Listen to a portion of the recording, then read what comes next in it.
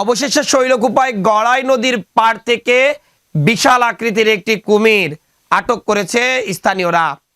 ঝিনাইদহের শৈলকুপা উপজেলার হাকিমপুর ইউনিয়নের সুবিদ্যা গোবিন্দপুর গ্রামে গড়াই নদী থেকে প্রায় 400 ফুট উপরে খিলাফত মেম্বারের বাড়ির পাশ থেকে মাছ ধরা জাল ফেলে সেই কুমিরটিকে আটক করেছে স্থানীয়রা।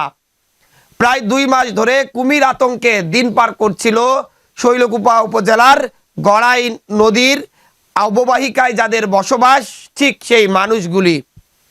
গতকাল রাতে হঠাৎ করে শুকনো পাতার মড়মড়ে শব্দ শুনতে পান স্থানীয়রা। এরপর সেখানে গিয়ে দেখেন যে সেখানে একটি কুমির আসছে। এরপর তড়িঘড়ি করে একটি মাছ ধরা জাল সেই কুমিরের উপর ফেলে কুমিরটিকে ধরে এরপর রশি দিয়ে তা জব্দ করে বেঁধে স্থানীয়রা সুবিদ্যা গোবিন্দপুর থেকে খুলুমবাড়ি বাজারে নিয়ে যায়।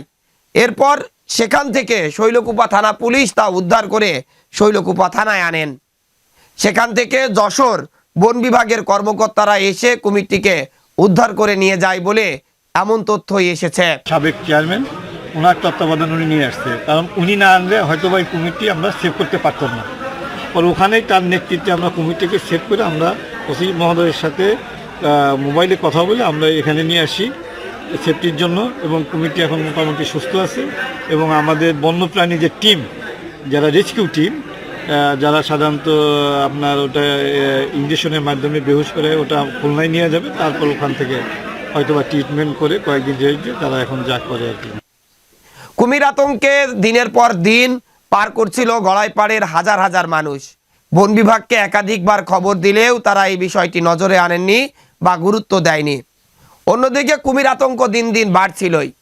সেই ঘটনার জের ধরেই এলাকার মানুষ কুমির আতঙ্কের মধ্যেই ছিল। গতকাল রাতে যেন তার পূর্ণতা পেল, অর্থাৎ নদী থেকে 400 ফুট উপরে উঠে খিলাফত যে মেম্বার রয়েছে সুবিদ্যা গোবিন্দপুর গ্রামের হাকিমপুর ইউনিয়নের, তার বাড়ির পাশ থেকে এই কুমিরটাকে কিন্তু স্থানীয়রা ধরেছেন। চর বাইয়ে রাস্তার মেন রাস্তার উপরে এসে এই পাশে আইছে একজন আলেন নামাই তারিখে নামাজ সত্যি যাচ্ছে, নামাজ সত্যি দেয়া আছে। দেওয়ার পরে তারপরে আমাদের এই লেগেন ইনসান ভাই আছে না, তার লেগেন দেখে এদিকে নিয়ে আসলি পরে আমরা লেগেন 10-12 জন মিলে ধরছি জাল দিয়ে ধরে তারপরে লেগেন ইবাদতে রাখিয়ে এখানে নিয়ে আসছি। স্থানীয় অনেকেই বলেছেন কুমিরটি প্রায় 8 থেকে 10 ফুট লম্বা হবে। তবে এই কুমিরটি পুরুষ কুমির নাকি নারী কুমির তা নির্ধারণ করা সম্ভব হয়নি। কুমির ধরার পর স্থানীয় বিভিন্ন গ্রামের হাজার হাজার নারী পুরুষ মিছিল করতে করতে সুবিদ্যা গোবিন্দপুর থেকে খুলুমবাড়িয়া বাজারে এই কুমিরটি নিয়ে আসেন।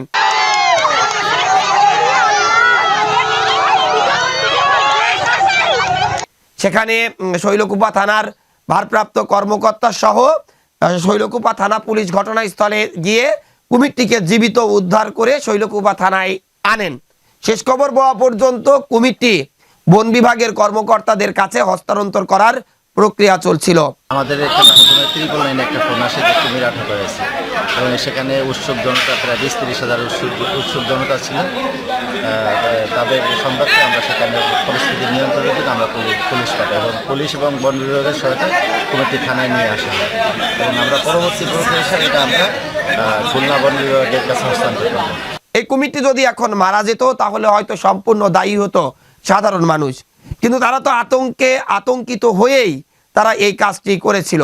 তারা বন বিভাগকে খবর দিয়েছে, কেন বন বিভাগ সেই কুমিরটিকে আটক করার ব্যবস্থা করলো না, কেন এই বিষয়ে কোনো পদক্ষেপ নিল না, সেটি কিন্তু এখন সাধারণ মানুষের জনমনে প্রশ্ন। তাহলে বন বিভাগের কর্মকর্তাদের কাজকে সরকারি গাছ কেটে নিয়ে যাওয়া হয়, বন বিভাগ কোনো খবরই রাখে না।